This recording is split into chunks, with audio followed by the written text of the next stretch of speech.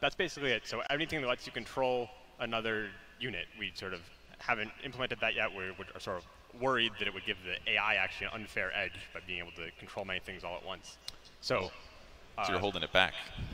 I mean, if it were 0 work for us, we'd probably do it just to verify, but we haven't prioritized it. Gotcha. No illusions as well. So. Yeah, so no illusion runes as well. No illusion runes, and maybe one other item. It will be played on the current patch. Yeah, the current patch. Yes. And what's the state of the courier? Because I know a little while back it was the automated courier, but now there's only one. So originally we trained them with 5 invulnerable couriers, just so we didn't have to deal with it. Yes.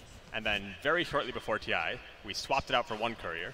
We didn't tell OpenAI 5, we just had them start training with 1 courier, see what happened. And they mostly adapted to it. And so at this point, they've pretty well adapted to playing in a universe with only 1 courier. Let's. What do you expect to see here? What should we look for in a game like this? Brooke knows I'm salty because during the entire courier talk, I was just looking at her. It's like 1 month too late. Because we had to play on it when it was like, we were fighting, and then there'd just be like an army of couriers coming by with like healing cells. I was so confused. It's a slightly different game. At least in this one, I'm not sure. It was really funny because we heard them discussing backstage what they were going to do, and it was remarkably close to what we had planned beforehand. Because obviously, like, the night before we had played against it, to give you guys context, we were like, okay, we know the restrictions and stuff like that. They gave us the rule set, but we weren't allowed to see it play. So we went through the theory craft stage. We're like, okay, what heroes are good? What's our play style? And I remember we talked almost like the same way No-Tail did. I'll just tell you their strategy because it doesn't matter. It's not like OpenAI, like, it doesn't matter. It doesn't impact anybody. Spoilers. So they were just saying, like, so originally Moon was like, if we just cut waves, what can they do? And it was really funny because backstage, No-Tail said the exact same thing. He's like, if we cut waves, what can they do? And I was like, you might think that, but... And the way that they prioritize here, too, we thought that Necro was going to be, like, the next best thing. And let me tell you, it was garbage. But it was also, like, 3 months in the past as the patch. It had gotten buffed recently or something I think for the playstyle, though, it's going to not be as good as they think it is. So they're doing the same thing we are, where they take Earthshaker because we think that the bot sucks against Echo Slam, which we learned also, surprise, it can stop you from blink echoing.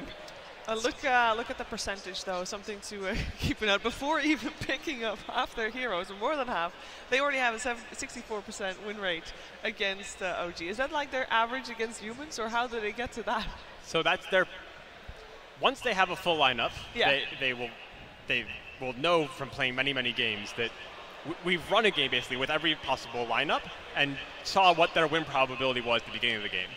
And this is just extrapolating if OG were to draft exactly like we would draft, what the lineup would wind up with at the end. So they already think they have a 64% chance to win based on the picks so far. So specifically with the Earthshaker pick there, they are still a little bit weak to Fissure, because if you think about the way that they think about the game, when they put down the Fissure and they realize that there's a block, they don't actually see that block, right? They need to kind of figure out that they're attempting to make a move and they're instead being navigated in a different direction, which is just harder to kind of realize when you're not seeing it, right? When the human player sees it, it's so obvious, like there's a wall there, you cannot move past it. So for them, that has been a little bit harder to pick up. So in the bot versus bot games, Earthshaker tends to be like valued pretty lowly. And so this 64% comes from their training games when they played against each other in games with Earthshaker. So it might be underestimating the Earthshaker in the hands of OG. Yeah. I mean, you have Jerax playing it most likely, and I think he won some money with it. Yeah, he won some money. He was probably the best Earthshaker at TI. But OpenAI also take Gyrocopter, who we figured out after, unfortunately, playing against it, that it was the best core in the pool, just because of what it does, right? It's one of the few cores that have actual catch, and it has a low cooldown ability to just consistently run at you. And it actually has range. We actually laned against a Gyro Shiver and I, and they would do like Maledict, and then instantly Gyro would flat cannon. So even though he's still like sitting by the creep wave, he's still affecting that lane outcome. So they basically, both of their 2 picks here are ranged heroes, essentially, that can affect anybody that gets out of position. Everybody can jump on them at the same time. So we saw between the sniper pick and the gyro pick, there was actually a little pause, as if AI was thinking about what to pick. How do they draft? So that pause is artificial, mostly because we don't we don't want to have to rush the human team and say, the AI picks instantly, and now it's your turn again, and you've gotten no time to think about it. It was an accidental Crystal Maiden pick. So that's an early Witch Doctor. We heard them speak backstage, we felt like they were going to prioritize these two heroes pretty highly. They felt like the sustain from the Witch Doctor, plus taking it away from OpenAI 5. Because if you've seen the past iterations of it, what it's going to do is try to protect the wave, push down towers, and the healing aspect plus the cask as a catch, I think it's not just because there's no bans, it's also a deny pick as well. I don't even think they're going to get the heal early. I'm pretty sure they prioritize Maledict Cask. I don't seem to remember the Witch Doctor healing much. Maybe when like the 5 career they model, did when absolutely. they 5-on-5. Yeah, when they were all pushing it, yeah. Okay, so maybe it would help them end games a little bit better. But laning-wise, it was Maledict level 1. They went for pressure kills as soon as somebody got out of position. It was definitely a little different. Now, in Dota 2 at the moment, a lot of lanes are 2-1-2. 2 on the side lanes, 1 mid. Yesterday, we saw them go for a 3-1-1 lane setup. Is that something that is traditional, Brooke, for the AI? Yeah, for their play, they really like to set up a tri-lane. Yes. It's not consistent though. With different lineups, they will try different things, and a lot of it takes into account what they think their lane matchups will be.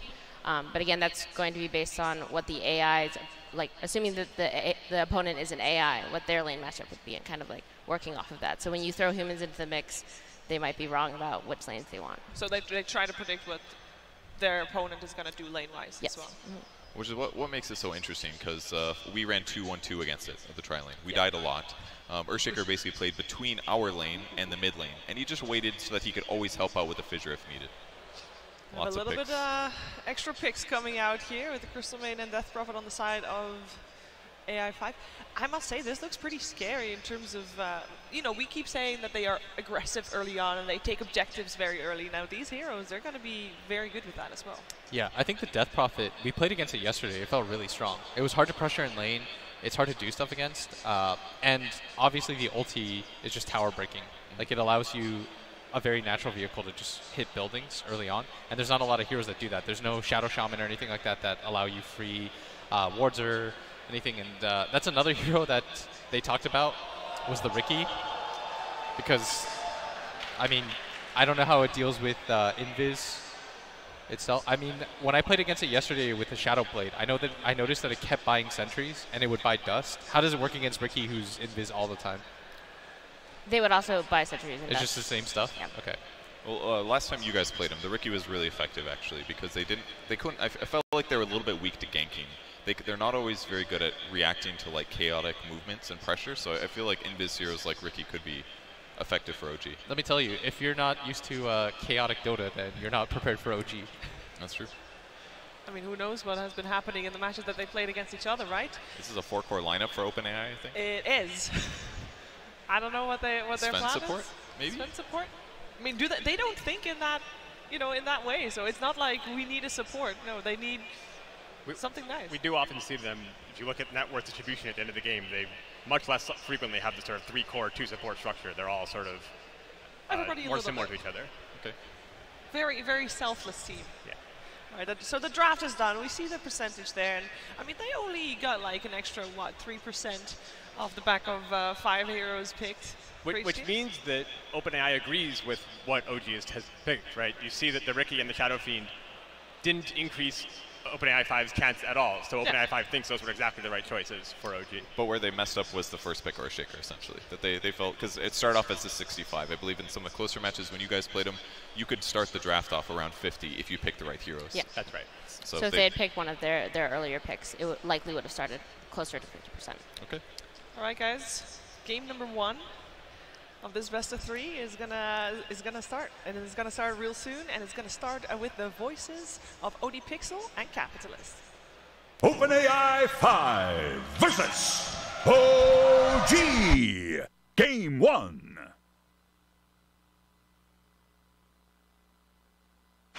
Thank you very much, Shiva. Yes, I'm OD Pixel. I'm here with Cap, and we're ready for this game 1 of OpenAI 5 versus OG. We've just seen the draft, Cap, and some of these heroes that we're seeing from OpenAI, we've seen before in the past, haven't they? They've got some good heroes. There's sort of Gyro, there's Death Prophet, there's going to be a lot of group up and go, and this is what we've seen in the past OpenAI be very strong at, this old 5-man Dota. You know, when Blitz was talking about, like, how we were listening to OG, and then we had some similar thought processes, there was like 3 heroes that came up that were really important to me.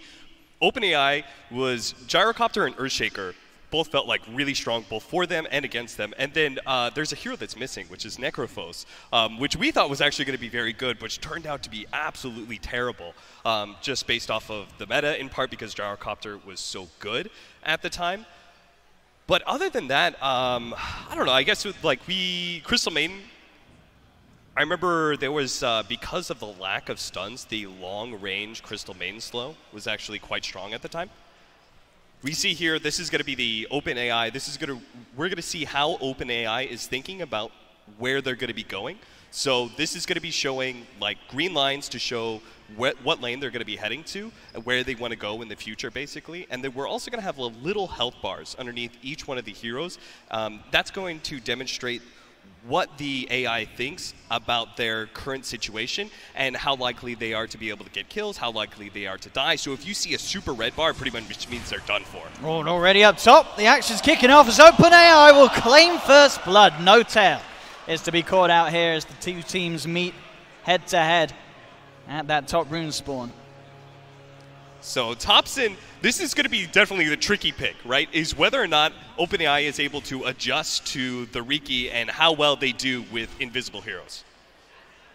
I mean, overall, sort of looking at the lineup that OG has here in this game one, can you sort of see what their sort of game plan is against the OpenAI? Do you think this sort of approach makes sense? Well, I was a little bit surprised because OpenAI, they, at least when we faced against them, they would typically tri-lane. And so I thought they were going to be running the Riki into the tri-lane and just say, okay, we've got this off-laner that can survive pretty... Oh, jeez.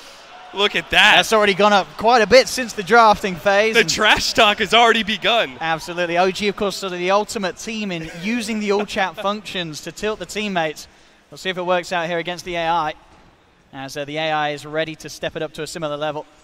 So yeah, instead they're running Thompson Riki in the mid lane up against the Death Prophet, and then they're dual laning, putting the Viper with the Earthshaker at bottom against the Gyrocopter Crystal Maiden. Okay. I mean, I guess on this bottom lane, it's sort of nice in the sense that it's very hard for OpenAI to kill these two heroes, right? Any sort of aggressive play comes out, Fisher's going to be there to hold them back. And it's top lane running this side lane SF, something that we do not see normally, but something that OG feels could be strong against the AI. Look at this. They're already setting up, like, they're cutting creep waves, right? They talked about, like, this is probably going to be the best way to do this. Obviously, the off lane is the best lane to be able to cut the creep wave just because there's so much space. So they're trying to do that very early on.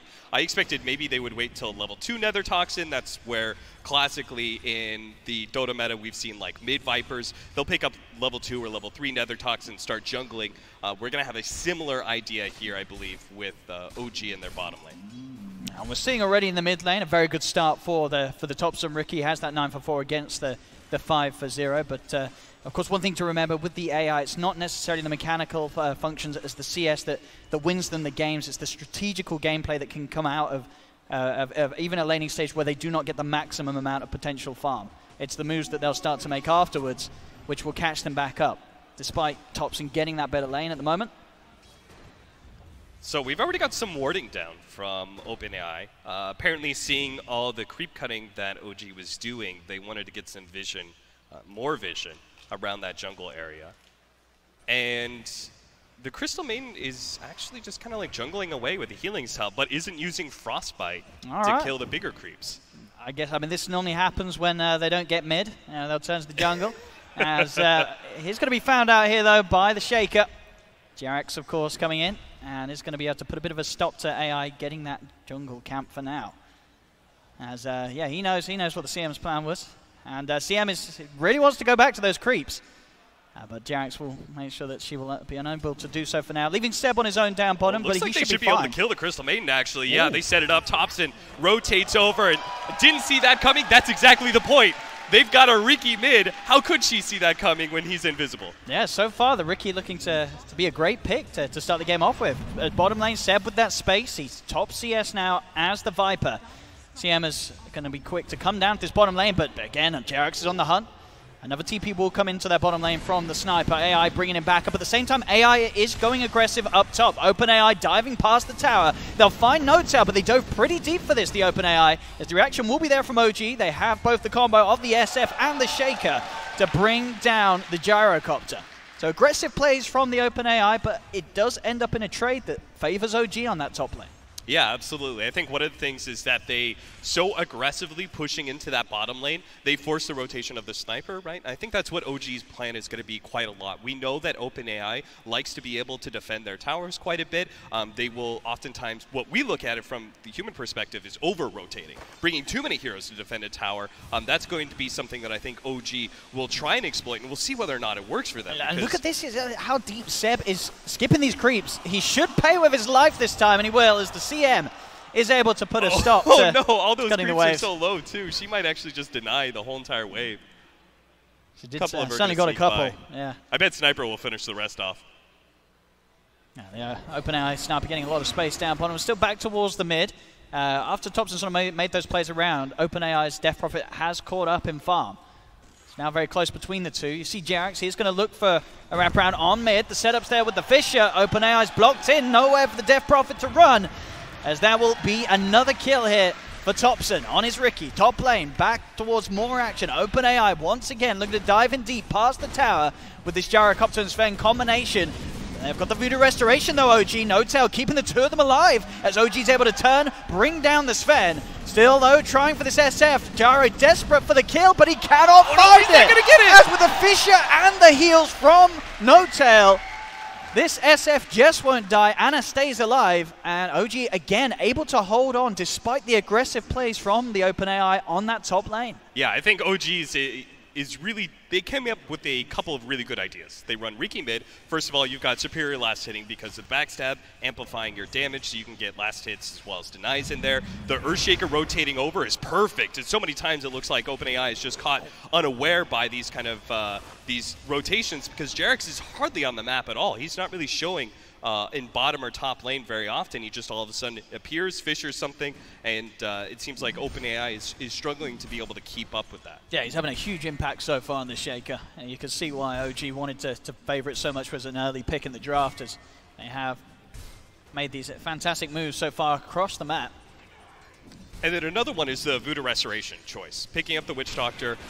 We've seen how the harassment, OpenAI is super good about being able to do that, and the Voodoo Restoration is cutting a lot of that out and making these fights go their way. And we're going to see the AI going, this time with the help of the CM. They're looking to lead in onto the SF. No-Tail's there, though. Again, as you mentioned, this Voodoo Restoration just making it that little too hard for the AI to instantly kill the SF. They'll get another stun out. He's still alive, though. Finally, they get that kill onto Anna. They will finish off the Shadow Fiend. They're trying to see if they can find even more, potentially the OpenAI, as it looks towards No-Tail with the Rocket Barrage. The Gyrocopter finds another. This time, the OpenAI is getting away with the aggression up top. They realized it wasn't working with just the Sven and the Gyro, so they add in that Crystal Maiden, and it makes all the difference. Yeah, they made the adaptation, right? They were like, okay, they just keep on running these heroes at top lane. Let's outnumber them. Really good play by the Gyro AI as well, healing, salving underneath tower, recognizing that he wasn't going to be taking any damage. Witch Doctor is just trying to run away from him, so he makes sure that for the combat, he's full health. I'm going to see OG try and strike back a little bit. They do get some good bounces here, but a quick stun from the Sven holds back OG from being able to follow up with any more raises onto the Gyro.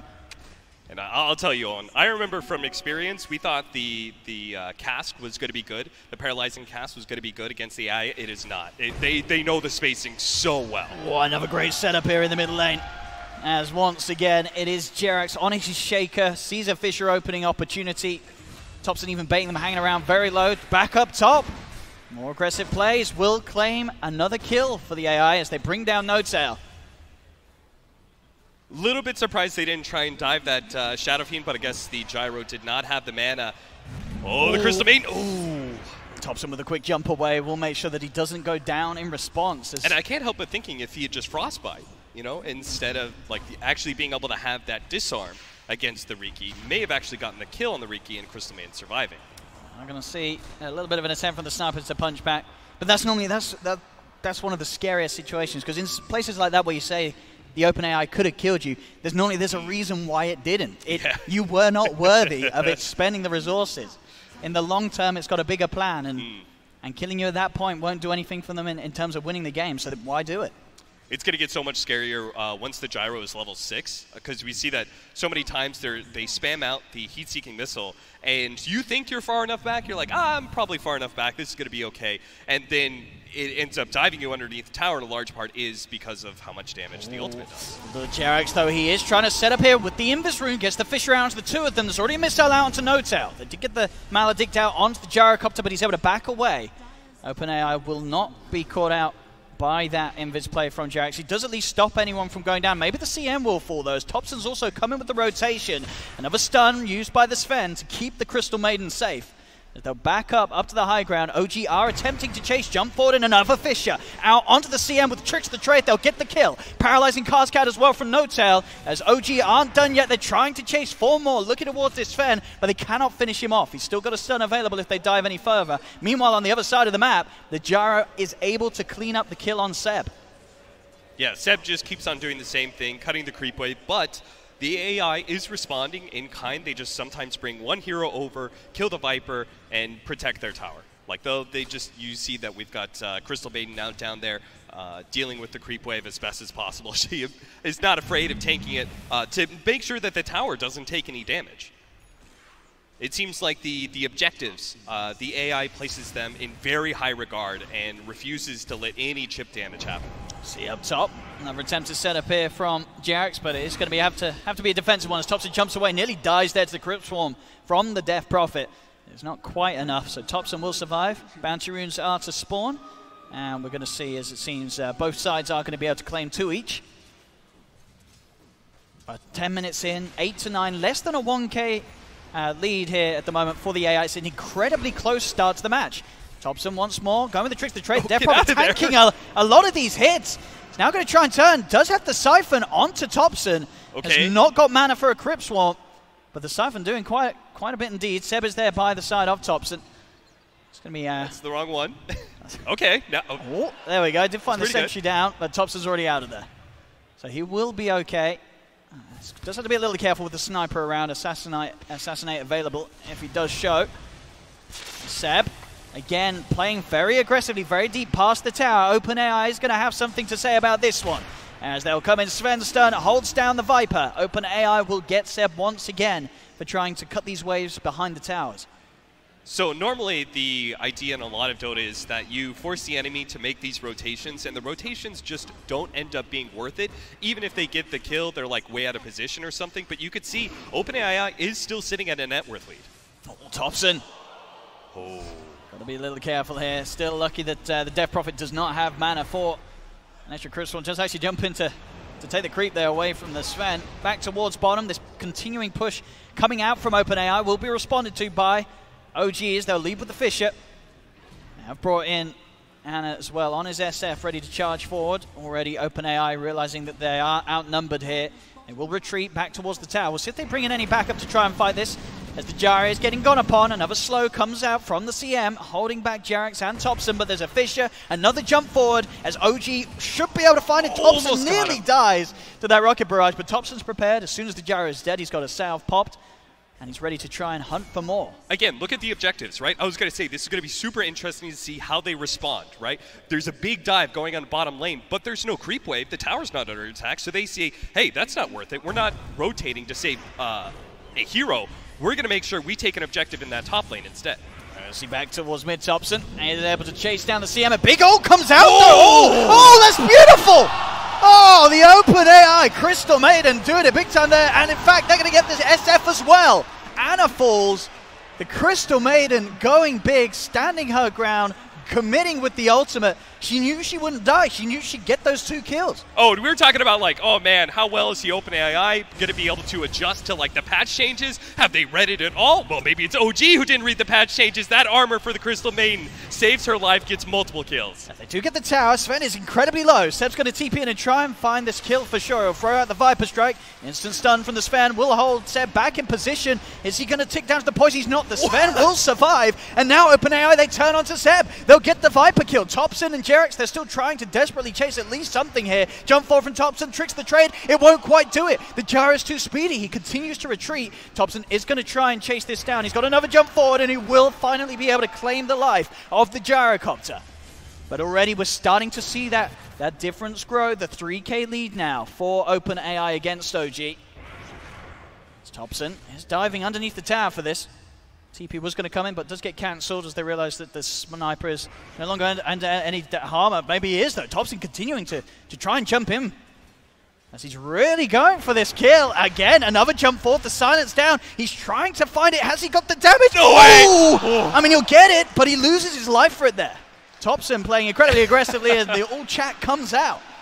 The sniper A, beautifully, right? He turns around to make sure he doesn't take the full backstab damage every single time. Right as Thompson's about to hit him, he just has that little bit of micro that makes sure that he lives as long as possible and does manage to get at least a counter kill. Of course, whilst this time's going on, the Death Prophet has had space up top. We saw a few minutes ago. She was able to push in with that Exorcism, take that Tier 1 tower. He's actually going to try and chase down Jerax a little bit here. The backup's going to be coming in for the Sven. Fisher will stop the Sven from getting in range for initial stun, but he's still able to chase around it, and that will mean a kill onto Jerax. Now Sven still able to get out with that boosted movement speed. He'll escape. The Death Prophet's in trouble, though. They've got the Maledict down. If Thompson can find a few more punches with the help of Thompson, they certainly can. They do kill off the Death Prophet. I thought maybe they were going to go for a Shadowblade build for the Shadow Fiend since they already had one invisible hero, try and exploit that as much as possible, but instead a Blink Dagger. Yeah, we'll see what sort of players Anna's able to pull out with that.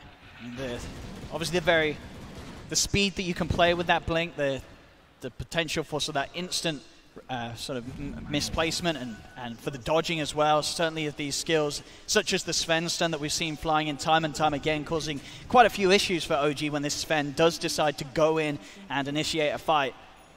So we're going to see the Reigning Courier killed. That is going to be a Yule Scepter put at the side for now. As now, another move here from OG. They've found the Gyrocopter. They've also found the CM. Blink forward there from the two of them. They'll chase down a second. A double kill picked up by Anna. Very big rotation, especially since it seems like OpenAI is not actually getting anything in return. It looks like they're going to be setting up for a push on the mid lane, and we'll see how OG responds, whether or not they give up on their bottom lane push. They're also getting a nice bit of weight here at top as well.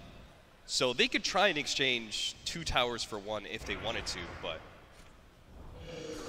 Cool is going to be made for Exorcism to be committed here towards the mid lane, as they've got that assassinate onto Thompson. It does end, so they lose vision of the Riki. Thompson's able to jump away. Seb does find the kill onto the Crystal Maiden. OpenAI only having the CM on our own on that top lane for now. The rest of the team are starting to swing around towards this top lane in an attempt to hold on to this Tier 1 tower. Seb immediately TPs out. He'll cut the creep wave, gets away, as OG will back up as they read the movements of OpenAI and won't be caught out. But OpenAI at least do keep that Tier 1 tower on the top lane alive as they'll stop the push. Back in the jungle, though, with OG forcing OpenAI's reaction up top. They know that the Gyro is pretty alone here. Thompson's trying to chase. They've got the catch with the Fisher, and with that double damage rune, Thompson will have the damage. There's going to be an immediate buyback, in fact, from the Gyrocopter. Oh, he's mad. It's a buyback for what? As OpenAI's Gyro cannot really get back in position to punish OG. OG's already out there. Thompson, actually, he's still trying to make a go. He's going to jump in. He's going to lose his life for that one. A very unnecessary play there from Thompson. Will cost OG that Riki. That's going to be Riki gone for 40 seconds. So we see both sides are getting some team fight items. We have the Guardian Greaves for Seb on the Viper. The Vlad's is currently being built by the Sven for OpenAI. Doesn't actually include the, like, he has this Morbid Mask in his stash. He could have that in his inventory, but instead is waiting for the full-out Vlads. It is nice to see, though, that still, like, the 5-manning, at least from our understanding of Dota, it is really important to have those team fight items. No doubt. He's going for a pretty, well, I say ambitious, but he has got the help of Jerax, and with that stun lock, that'll be more than enough. Does that mean that the Sven dies in another buyback? OpenAI does not want to waste any time off the map. They bring their heroes straight back in as soon as they die, when they feel that something can be done. And it's being asked for. They're being pretty silent at the moment, the AI. Yeah, we have not heard about any win percentages in a long time, ever since that 80%. And this is, you know, an AI team that was once up about 3K net worth, now down. And it seems like OG has found a kind of pattern to take it to the AI, but they are going to lose 2 here, it looks like. Again, very aggressive plays in from OG. Actually, he nearly gets away, but will not be the case.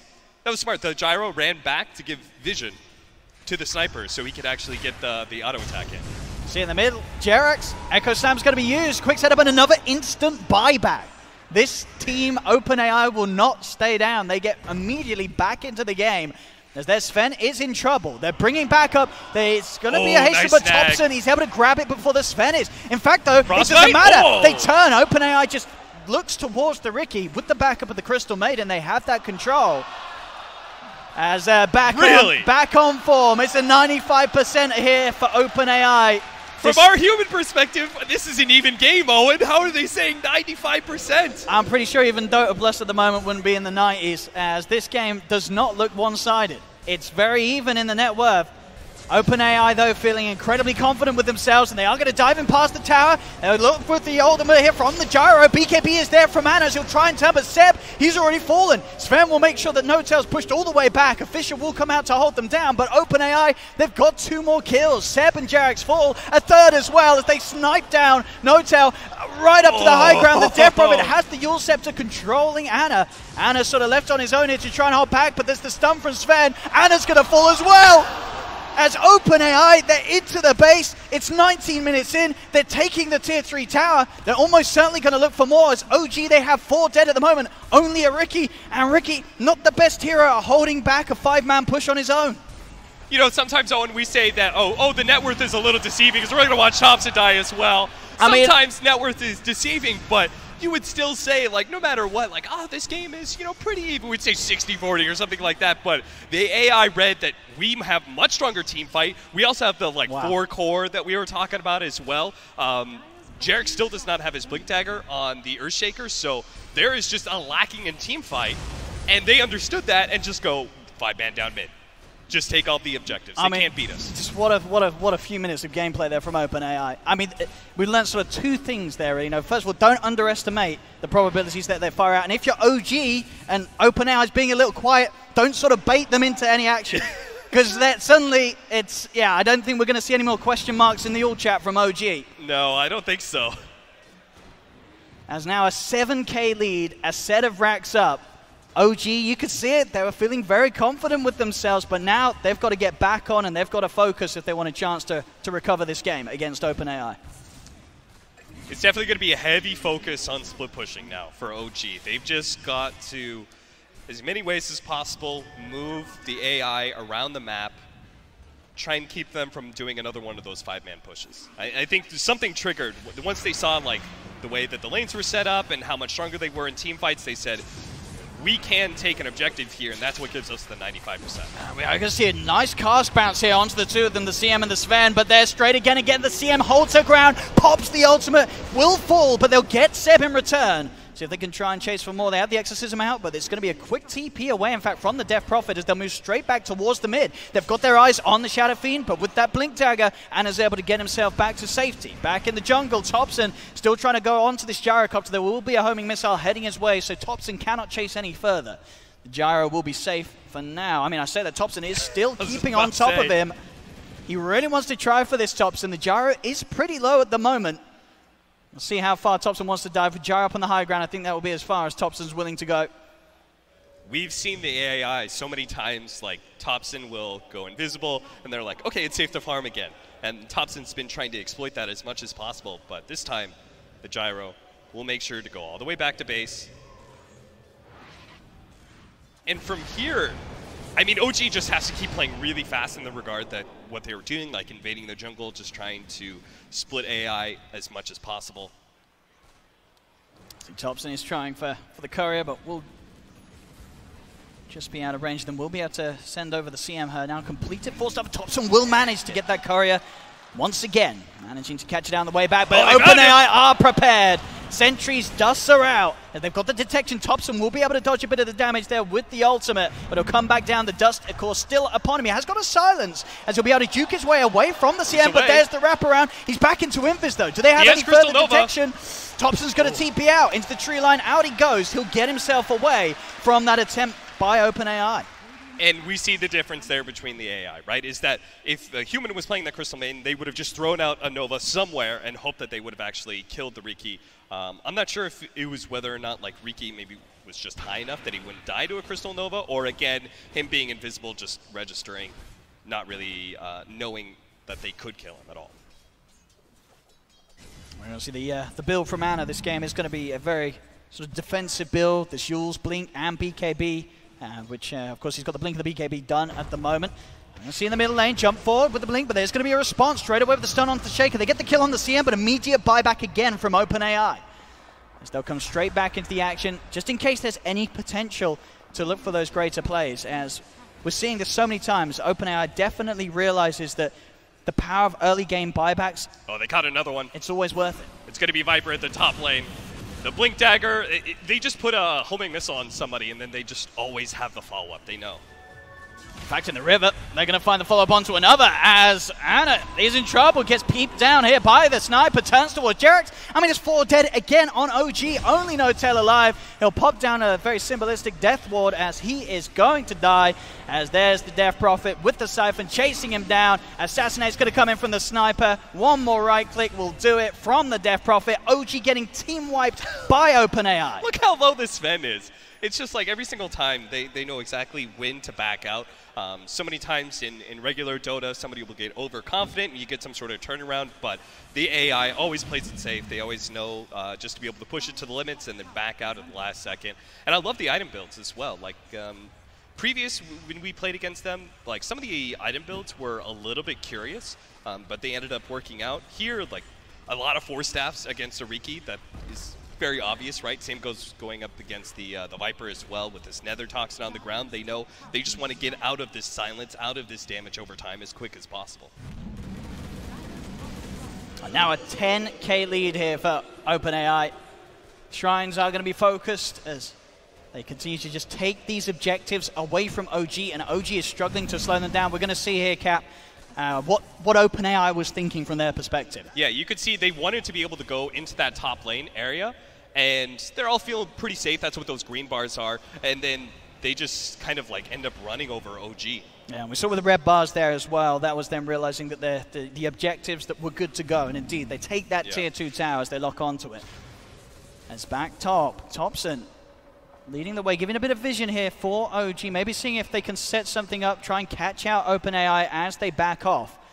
Thompson giving a lot of very, very important vision. There's the setup. Jumping from Jerax. Echo slams down with the force. CM, she's going to be forced to safety. They do lose the gyro. The CM's still alive for now. A TP out will get another back to safety.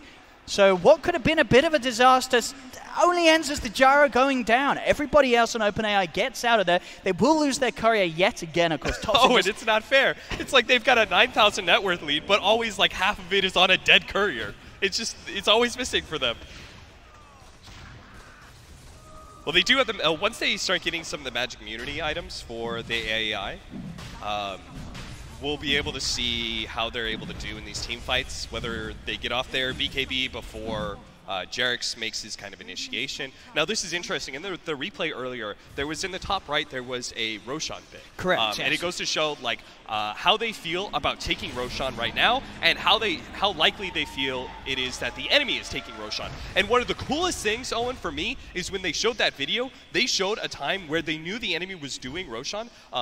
The AI knew that Roshan was happening, but they didn't go and contest. They actually said, oh, it's better for us to actually just take over the map. And that's exactly what they did. They did what we see human players do all the time, which is they just shove out the side lanes. And they just pushed it in all the way to objectives and let the enemy team take Roshan, just because they felt like they weren't stronger at the time when it comes to a team fight. Well, we've seen as well a lot of sort of talk from the OpenAI in terms of what core positions they're playing and how they feel that their roles are at the moment. And you can see on the board that they have the 4 heroes, really, that are very, very farmed. This Gyro and Sven and Death Prophet and Sniper, all at sort of a similar level. Whereas OG, of course, they have only sort of the standard 3 cores running at this point in time. Even, of course, one of them falling behind a little bit. The farm for Thompson not looking that impressive for 27 minutes into a game. Only really both Seb and Ana that have a considerable amount of farm. Ana's gone for interesting build. He's going for the Aghanim Scepter, so as much team fight as humanly possible. We'll see whether or not the AI registers, like, because part of it is the souls coming back and healing you. right? So if he goes in, BKBs, gets that off, and he's taking so much damage, but it returns and heals them all up, that's going to be like just a lot of wasted resources for the AI. So we'll see whether or not they know to be able to, how to deal with this, what is going on exactly. Yeah, very different approach with this SF. And it may do it. We'll see in the mid, though. Thompson is found out. The sentry ward's still there, giving them the vision, as that will be another death on Ricky. Thompson being caught out a fair few times now here by the AI.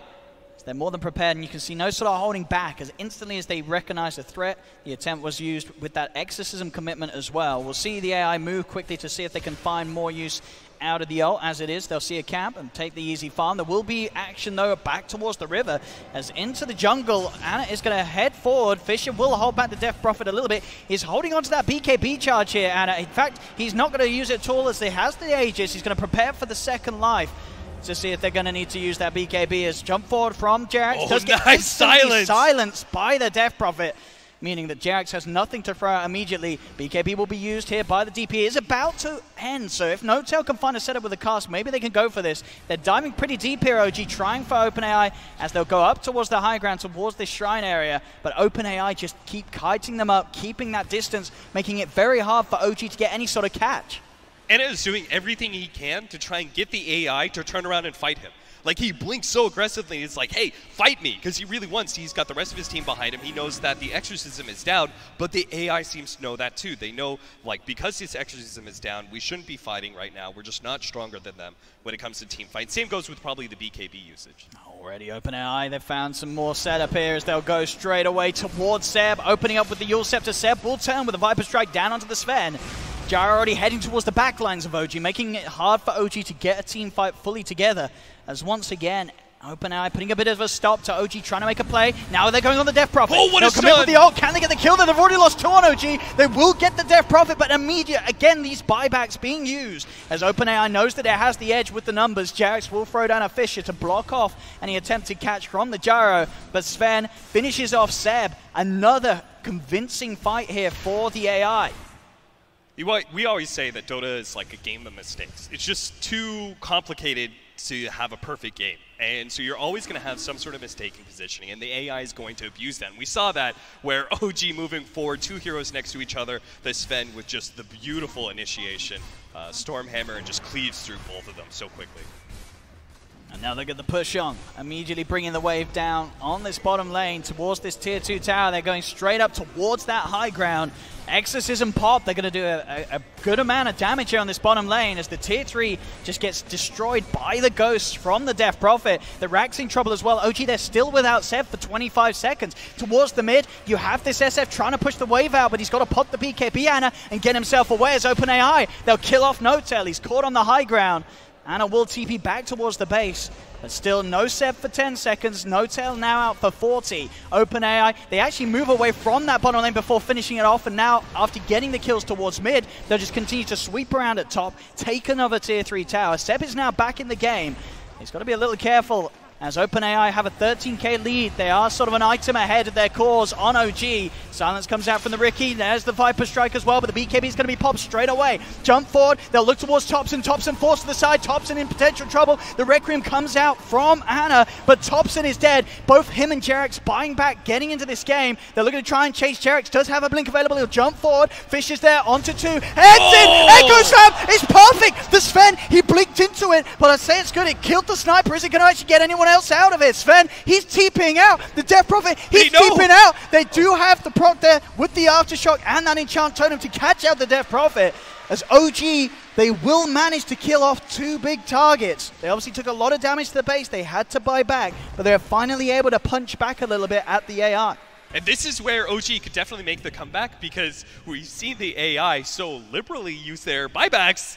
We've got a Death Prophet down for a minute and a half still. This is a long time. It is a long time. We'll see how much OG can do with this window. As immediately moving down the middle lane, the build, as we're seeing, continuing from Ana, going for this refresher after the Aghanims. making sure he can get sort of the, I guess, the consistent ult salves, the potential double BKBs and such. It's going to be a lot that the AI has to consider when it tries to play into this SF. Jump forward here from OG. They're trying to fight into this. The BKB comes out from both of them, both the SF and the Sven. In response, Fisher will be used to try and separate some of the AI from one another. Jump forward though, and with the rocket barrage, they've got the damage to take down Thompson. They'll look towards Jarex. Jarex is going to fall as well, as the push put to an end there. Despite not having the Death Prophet or the Sniper, OpenAI feeling confident with just the 3 heroes being able to stop what OG tried to get going. Seb was trying to split push here on the top lane, but a missile is already inbound. It is going to be Lotus or back. Now continuing to just fight through the Lotus, popping the Frostbite. Seb now goes for the TP, knows there's no further ways to cancel it, and Seb will escape. You know, I went back and looked at how the AI decided to take that fight, and it was Seb.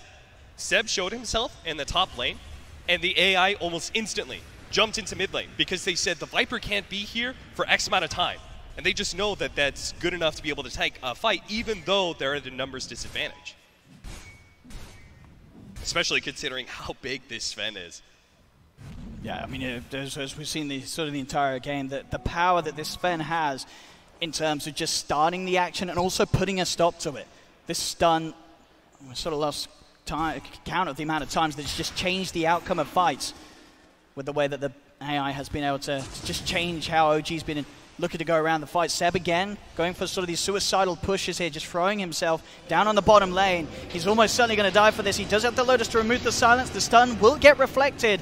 Seb, can he play his way out of this one at all? He has got a force to the side.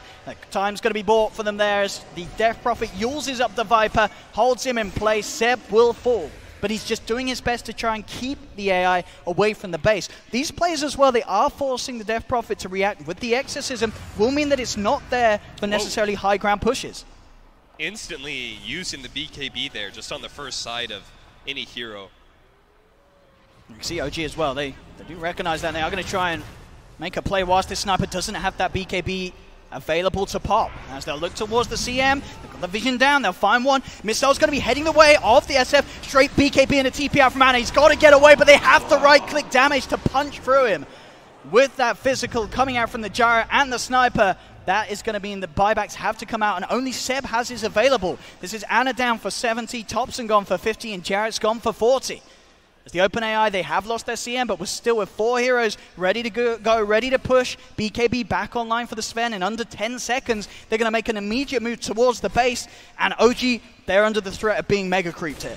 Yeah, I don't see how the 2 members of OG could possibly hold this off. That last team fight was pretty much the opposite of what we were talking about, where they show Seb in a lane, the AI reads that they could take that mid fight. Well, in that time, the AI instantly moved all from bottom over to that top lane. They were all running. One of them TP'd as the Crystal Maiden, and they just all kind of made the read that we can get there in time, and OG thought they couldn't because they're like, they're at the bottom right-hand corner of the map. They're not going to get here that quickly. But the thing is, the AI just instantly responds. They never take that next creep, you know? They just always move. And here we have it now. So OpenAI claiming the mega creeps. OG, they may have one final defense in them. They will have the full team back up in 15.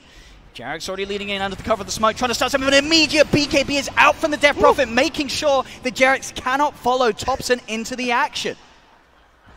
Apparently, Gyrocopter's done well for himself. He's been saying, I'll play the 4 position, I'll buy some wards and stuff, but he's now said, no, I'm a 3 position now. He's got BKB, Aghanim Scepter coming in soon. Even our Crystal Maiden, they talked about this on the panel, right, is that their net worth is never divided so heavily. Like we talk about the position 6, we make a joke about that, about somebody who's just only buying wards as a support and has no real items. That never happens with the AI. Oh, in mid lane, just a commitment here from the Sven. BKB jumping with the God Strength.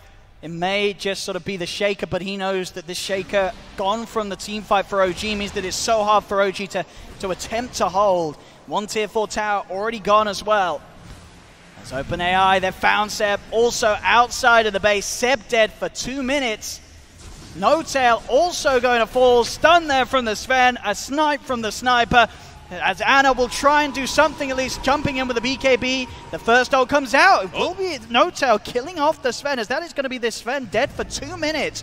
Still, though, they had to be careful of this sniper, as it's doing so much damage towards the SF. Anna will fall. No-Tail TP's in. He's got the death ward, but the physical damage from the sniper pulls apart the Witch Doctor. As OG losing hero after hero once again. OpenAI now with a 28,000 net worth lead. OG's Ancient exposed. Jarex will be there to hold the creeps up back towards the mid. They are trying to keep them drawn away from the Ancient, as both Thompson and Jarex are trying to take OpenAI's focus away from ending the game. Jump forward Tensor, but it doesn't matter. The creeps are on the Ancient. GG is called, and OpenAI take game 1. And Cap, they look pretty terrifying. It was close at the start, but one thing we've learned here for OG, their ult chat may have worked at TI, but maybe hands off the keyboard a little bit. Don't type any ult chat against these AI, as they will turn around with vengeance. Oh, certainly. It seems like, you know, when you think about playing against an AI, you assume that there are certain things that are going to be super scary. One of them is going to be like reaction time. Like, oh, look how quickly he was able to blink in and get that two-man stun.